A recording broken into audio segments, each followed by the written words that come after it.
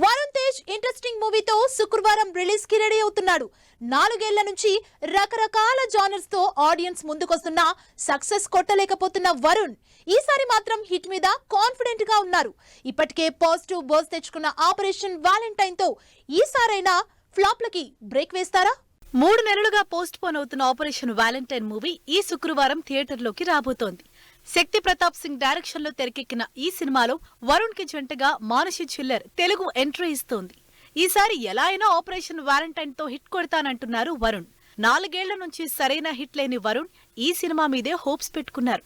Powerful action subject తో pan India wide గా బోని కొట్టబోతున్నారు Varun. High and visuals తో అమేజింగ్ ఏరియల్ యాక్షన్ తో తెరకెక్కిన ఈ సినిమా మార్చ్ 1న థియేటర్లోకి వస్తోంది.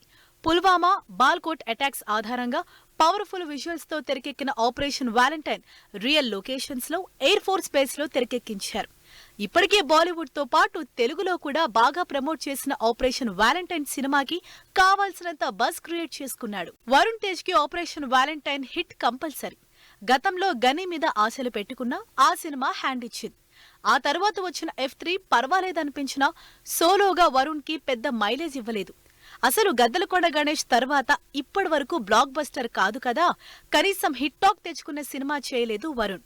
ఆ తర్వాత వచ్చిన గాంధీవధారి అర్జున కూడా కోలుకోలేని దెబ్బ కొట్టింది. కానీ ఈసారి మాత్రం ఆపరేషన్ వాలెంటైన్ మీద పాజిటివ్ గా ఉంది operation Valentine team. Specially Varun Tej ఈ సినిమా సక్సెస్ మీద బాగా కాన్ఫిడెంట్ గా ఉన్నారు. మరి ఈ శుక్రవారం రిలీజ్ అవుతున్న ఆపరేషన్ వాలెంటైన్ వరుణ్ కి హిట్ ఇచ్చి ట్రాక్ లో పడేస్తుందో లేదో చూడాలి.